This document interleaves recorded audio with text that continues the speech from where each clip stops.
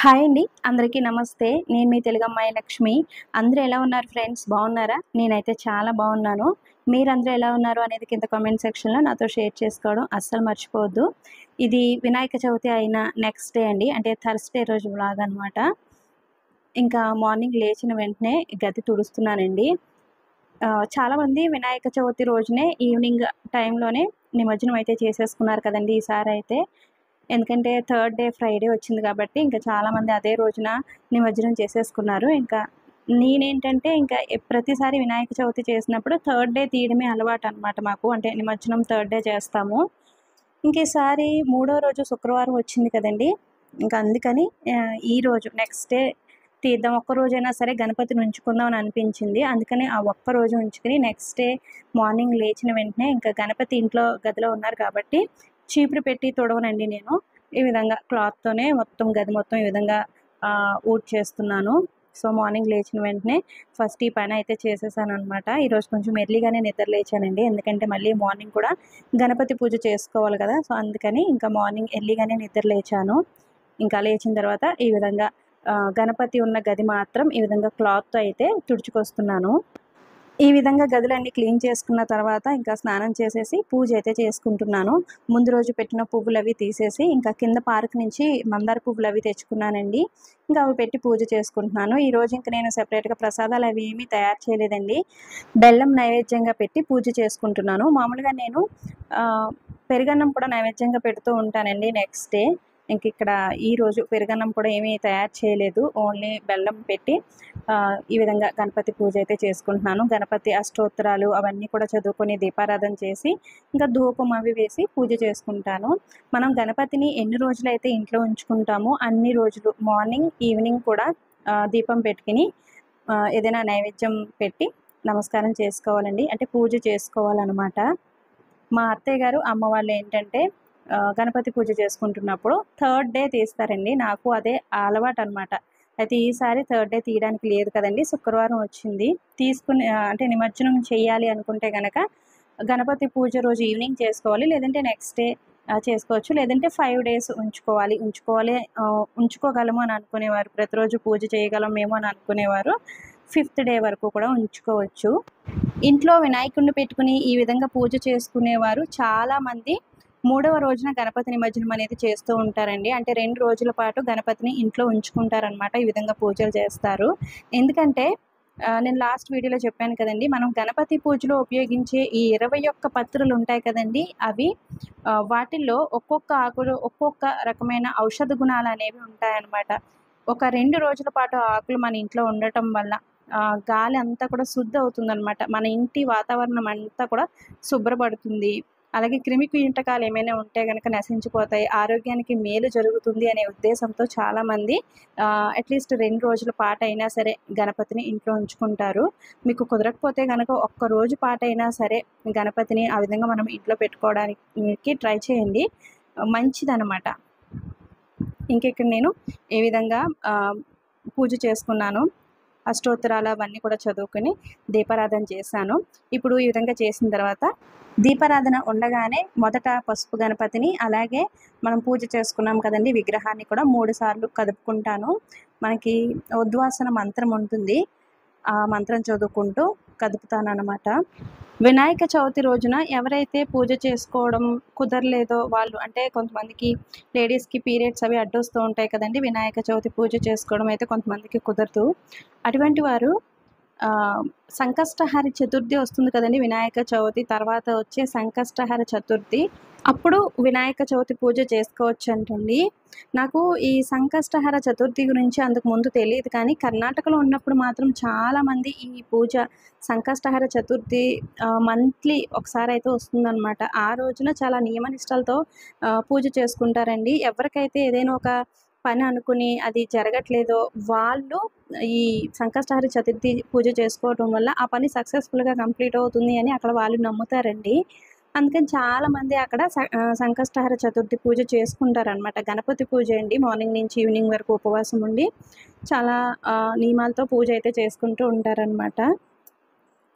ఇంకా దీపారాధన చేసుకున్న తర్వాత దీపాలు కొంచెం కొండెక్కిన తర్వాత ఇంకా మనం యథావిధిగా పూజ దగ్గర పెట్టిన ఈ పత్రి ఇవన్నీ కూడా తీసేసి ఒక కవర్లో అయితే పెడుతున్నాను. మనం పూజ చేస్తున్నప్పుడు ఎంత శ్రద్ధగా అయితే అన్నీ అలంకరిస్తామో తీసేటప్పుడు కూడా అంతే శ్రద్ధగా తీయాలండి ఆ గణపతిని తలుచుకుంటూ. నేను ఎక్కువగా ఇంట్లోనే నిమజ్జనం అయితే చేసేస్తూ ఉంటానండి. బకెట్ వాటర్‌లో పసుపు, కుంకుమ అన్నీ వేసుకొని పువ్వులు అవి వేసి ఆ గణపతిని బకెట్‌లోనే నేను నిమజ్జనం చేసేస్తూ ఉంటాను. ఆ వాటరు కింద పార్క్‌లో చెట్లుంటాయి కదండీ! మొక్కలుంటాయి కదా! సో, ఆ మొక్కలకు పోసేస్తూ ఉంటాననమాట. ఇంకా ఇప్పుడైతే మా ఇంటికి దగ్గరలో ఒక నదిలాగా ఉంటుందనమాట. ఇంక అక్కడికి తీసుకువెళ్ళి నిమజ్జనం చేద్దామని అనుకుంటున్నాం. ఎందుకంటే సాహితీ, సాత్విక్ ఇద్దరికీ ఇంక ఈరోజు హాలిడే అనమాట. ఈరోజు స్కూల్ లేదు. వాళ్ళు ఫ్రీగానే ఉన్నారు. సరే సరదాగా పిల్లల్ని తీసుకొని అలా బయటికి వెళ్ళి అక్కడ నిమజ్జనం చేద్దాం అని అనిపించింది. సో, అక్కడికైతే వెళ్తున్నాము. ఈసారి వీధుల్లో మండపాల్లో నిలబెడతారు కదండీ గణపతిని. ఆ గణపతిని కూడా 9వ రోజునే నిమజ్జనం చేసేయాలి కదండీ! ఎందుకంటే నెక్స్ట్ మంత్ 7న చంద్రగ్రహణం ఉంది కదా! అంటే సండే రోజున. ఆ లోపే నిమజ్జన కార్యక్రమాలన్నీ కూడా ముగించేసుకోవాలి కదండీ! అంటే కొంతమంది 11, 13 రోజుల వరకు కూడా ఉంచుకుంటారు కదా! ఆ విధంగా ఉంచడానికి లేదు. ఈసారి అందరూ కూడా 9వ రోజునే నిమజ్జన కార్యక్రమాలన్నీ కూడా చేసేసుకోవాలి. ఇంకిక్కడ మా ఇంటికి దగ్గరలోనే ఉంటుందండి. ఒక చిన్న డ్యామ్ లాగా ఉంటుందనమాట. ఒక్కొక్కసారి ఇక్కడ వాటర్ ఫ్లో చాలా ఎక్కువగా ఉంటుంది. ఇప్పుడెందుకో అసలు సరిగ్గా వాటర్ ఫ్లో లేదనమాట. ఇంకా వాటర్ ఎక్కడుంటే అక్కడ గణపతి నిమజ్జనం చేద్దాము అని. సో, వచ్చామనమాట. ఇంక లాస్ట్ వీడియోలో చెప్పాను కదండీ! ఇక్కడ ఎవ్వరు కూడా గణపతి నవరాత్రులు పెద్దగా ఎవరు సెలబ్రేట్ చేసుకోరు. వీధుల్లో కూడా గణపతిని నిలబెట్టడం, పూజలు చేయడం అదేమీ ఉండదండి. గణపతిని నిలబెట్టరు. అలాగే నెక్స్ట్ మనకి దేవీ నవరాత్రులొస్తాయి కదండీ! అప్పుడు కూడా ఎవరు కూడా ఇక్కడ దేవీ నవరాత్రులు పూజ చేయడం అండ్ వీధుల్లో అమ్మవారిని నిలబెట్టడం గానీ, అలా ఏమి ఉండదనమాట. మన సైడ్ బావుంటుంది కదండీ! కుంకుమ పూజలవి చేస్తూ ఉంటారు. ఇక్కడ అవేమీ ఉండవు. కొన్ని చోట్ల కొన్ని ప్లేసెస్‌లో అమ్మవారిని నిలబెడతారండి. దేవీ నవరాత్రులు కొన్ని ప్లేసెస్‌లో జరుగుతాయి. మేము ఉండే ఏరియాలో మాత్రం అస్సలు జరగవనమాట. చేపల ఫోటో తీసుకో. రండి ఇక్కడ ఇక్కడ ఇక్కడ ఇక్కడ ఇక్కడ ఇక్కడ ఇక్కడ నీళ్ళు ఉన్నాము. ఇక్కడ ఇది ఇది ఇక్కడమ్మా.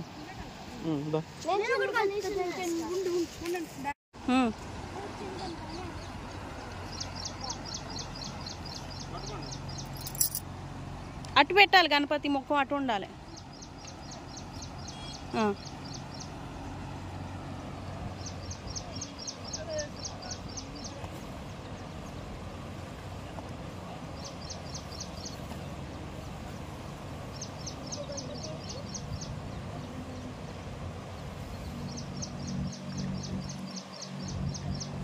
ఈసారి వినాయక చవితి పూజ, ఈ నిమజ్జనం 2 కూడా చాలా చక్కగా జరిగాయండి.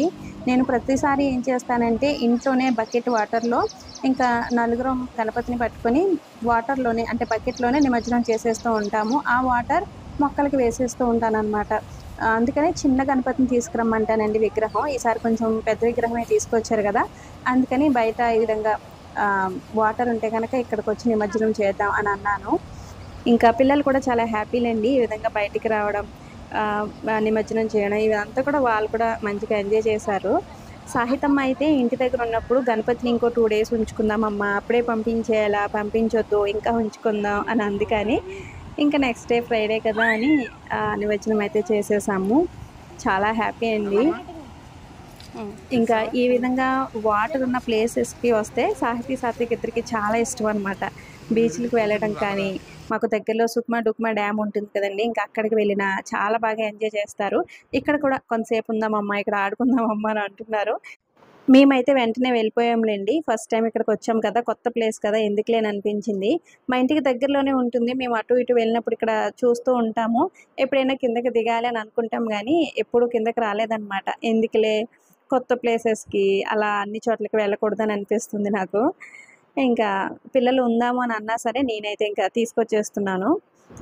యూపీ అంటారు గానీ మీరుండే ప్లేస్ చెప్పరు అని 2 డేస్ బ్యాక్ ఎవరో కామెంట్ చేశారండి. అసలు ఎన్ని సార్లు ఎన్ని వీడియోస్‌లో చెప్పానండి మేముండే ప్లేస్ ఎక్కడ ఏంటి అనేది. అయినా సరే రిపీటెడ్‌గా అడుగుతూ ఉంటారనమాట. అంటే కొత్తగా మన ఛానల్‌ని ఫాలో అయ్యే వాళ్ళు అడుగుతారేమో. 2 డేస్ బ్యాక్ అడిగారు. అలాగే రీసెంట్‌గా కూడా నిన్న కామెంట్ వచ్చినట్టుంది. యూపీ అంటారు గానీ ఎక్కడో చెప్పరేంటండి మీరు అని. మేము ఝాన్సీకి దగ్గరలో ఉంటామండి. చాలా వీడియోస్‌లో చెప్పాను. నా వీడియోస్ రెగ్యులర్‌గా ఫాలో అయ్యే వాళ్ళకి తెలుస్తుంది. ఉత్తరప్రదేశ్లో ఝాన్సీకి ఒక 15 కిలోమీటర్స్ దూరంలో ఉంటామన్నమాట. మేముండే ఏరియా అంతా కూడా బాగుంటుందండి. నాకైతే బాగా నచ్చుతుంది. కొంచెం విలేజ్ లాగా ఉంటుందన్నమాట. పెద్ద పెద్ద షాపింగ్ మాల్స్ అటువంటివి ఏమీ ఉండవు. షాపింగ్ మాల్స్‌కి వెళ్ళాలన్నా, పెద్ద పెద్ద హాస్పిటల్స్‌కి అవి వెళ్ళాలి అంటే గనక ఝాన్సీనే రావాలండి మేము. ఝాన్సీనే వస్తూ ఉంటాము. షాపింగ్ మాల్స్ అంటే విశాల్ మార్ట్ ఇటువంటివన్నీ గూడా మనకి ఝాన్సీలోనే ఉంటాయి. మేముండే ఏరియాలో పెద్దగా షాపింగ్ మాల్స్, పెద్ద పెద్ద బట్టల షాపులు అటువంటివి ఏమీ ఉండవనమాట. ఏం కావాలన్నా సరే షాపింగ్‌కయితే ఝాన్సీనే వస్తూ ఉంటాము. బట్ మేముండే ఏరియా అంతా కూడా ఫుల్ గ్రీనరీతో చాలా బావుంటుందండి. నాకు మన ఊర్లో ఉన్నట్టే అనిపిస్తుందనమాట. బావుంటుంది ఏరియా మొత్తం.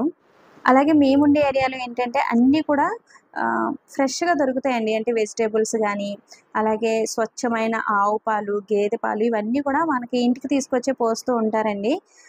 లేదు మాకింకా ప్యూర్‌గా కావాలి అని అనుకుంటే గనక మనమే ఆవులు, గేదెలు ఉంటాయండి ఇక్కడ చాలా మందికి. వాళ్ళ ఇంటికి వెళ్ళి మనం అప్పటికప్పుడు వాళ్ళు తీస్తుండగానే పాలు చూసి ప్యూర్ మిల్క్ కూడా మనం తెచ్చుకోవచ్చనమాట. ఆ ఫెసిలిటీ కూడా ఇక్కడ ఉంటుందండి. చాలామంది ఇక్కడ ఉన్న వాళ్ళందరూ కూడా డైరెక్ట్ ఆవు పాలు కావాలన్నా, గేదె పాలు కావాలన్నా సరే వాళ్ళ ఇంటికి వెళ్ళి దగ్గరుండి పాలు తీయించుకొని తెచ్చుకుంటారండి. అంత ప్యూర్ మిల్క్ అయితే తెచ్చుకుంటారనమాట. సో, మాకైతే మార్నింగ్ టైంలో తీసుకొచ్చి పోస్తారండి. చాలా బావుంటాయి మిల్క్ అయితే చాలా చిక్కగా పోస్తారు. ఈ మధ్య ఆవు పాలు పోస్తున్నారు. అంతకుముందు అంతా కూడా గేదె పాలు పోయించుకునేవాళ్ళం. సో, ఈ విధంగా అంతా కూడా ఇక్కడ మంచి ప్యూర్‌గా దొరుకుతాయి. అలాగే కాస్ట్ కూడా మన సైడ్‌తో పోలిస్తే వెజిటబుల్స్ గానీ, పాలు ఇవన్నీ కూడా కొంచెం కాస్ట్ కూడా తక్కువగానే ఉంటాయండి. సో, అందుకని ప్రెజెంట్ ఉత్తరప్రదేశ్‌లో మేముండే ఏరియా కానీ, ఈ కాలనీ, ఈ వాతావరణం ఇదంతా కూడా నాకు బాగా నచ్చుతుంది. ఓన్లీ వింటర్‌లో మాత్రం ఇక్కడ మేము చాలా ఇబ్బంది పడతామండి. వింటర్‌లో విపరీతమైన చలి ఉంటుంది కాబట్టి ఆ 2, 3 మంత్స్ మాత్రం కొంచెం ఇబ్బందిగా ఉంటుంది గానీ, మిగిలిన అంతా కూడా ఇక్కడ బానే ఉంటుంది. మేమిక్కడికొచ్చి 5థ్ ఇయర్ రన్నింగ్ అండి. సాత్విక్ ఇద్దరు ఫస్ట్ స్కూల్‌లో జాయిన్ అయింది ఇక్కడే. ఇప్పుడు వీళ్ళిద్దరూ థర్డ్ క్లాస్ అనమాట. అంటే LKG, UKG, first standard, second standard, ఇప్పుడు థర్డ్ స్టాండర్డ్ అంటే 5థ్ ఇయర్ రన్నింగ్ అనమాట. వాళ్ళు ఎడ్యుకేషన్ స్టార్ట్ చేసిందే యూపీలో అండి. నార్త్‌లో స్టార్ట్ చేశారనమాట. అదొకటి మాకు బాగా గుర్తుండిపోతుంది. ఇక్కడి నుంచి నెక్స్ట్ ఎక్కడికి ట్రాన్స్‌ఫర్ అవుతుందో తెలీదు. చూడాలి. ఇంకా ఇంటికొచ్చిన తర్వాత నేను కుకింగ్ అయితే స్టార్ట్ చేశాను. ఈరోజు చాలా సింపుల్‌గా ఆనపకాయ ఫ్రై అయితే ప్రిపేర్ చేస్తున్నానండి. ఆనపకాయ ఫ్రై కానీ లేదంటే ఆనపకాయ ఇగురు అని కూడా అనుకోవచ్చు. నిన్న ప్రసాదాలు అవన్నీ కూడా ఆయిల్ ఫుడ్ ఇవన్నీ తిన్నాం కదండీ! ఈరోజు చాలా లైట్ ఫుడ్ తినాలి అని అనిపించింది. అందుకని రసం ప్రిపేర్ చేశాను. అలాగే ఆనపకాయ ఇగురు కూడా ప్రిపేర్ చేస్తున్నాను. నేను ఆనపకాయ ఇగురు చాలా సింపుల్‌గా ప్రిపేర్ చేస్తాను. ఫస్ట్ ఆనపకాయని ఈ విధంగా చిన్న చిన్న ముక్కలుగా కట్ చేసి పెట్టుకున్న తర్వాత ఒక కడాయిలో ఆయిల్ వేసుకొని అందులో ఆవాలు, జీలకర్ర, వెల్లుల్లి, ఎండుమిర్చి, కరివేపాకు వీటిని వేసి బాగా వేయించుకున్న తర్వాత అందులో ఈ ఆనపకాయ ముక్కలు కూడా వేసేసి ఈ విధంగా మూత పెట్టి ఆనపకాయ ముక్కలన్నీ కూడా ఉడికిపోయే వరకు చాలా తొందరగానే ఆనపకాయ ఉడికిపోతుందండి. ఇందులో వాటర్ కంటెంట్ ఎక్కువ ఉంటుంది కాబట్టి మనం వాటర్ కూడా వేయనవసరం లేదు. ఈ విధంగా చూసారు కదా! సో, మంచిగా ఉడికిపోయింది ఆనపకాయ. ఇప్పుడు ఇందులో నేను కొన్ని పాలు వేస్తాననమాట. పాలు వేసి ఆ పాలు అన్నీ కూడా కొంచెం దగ్గర పడే వరకు ఉడికించుకుంటే ఈ కూర చాలా కమ్మగా తినే కొద్దీ తినాలనిపిస్తుందండి. మా పిల్లలకైతే చాలా ఇష్టం. సో, ఆనపకాయ ఇగురు ఈ విధంగా నేను ప్రిపేర్ చేస్తాను.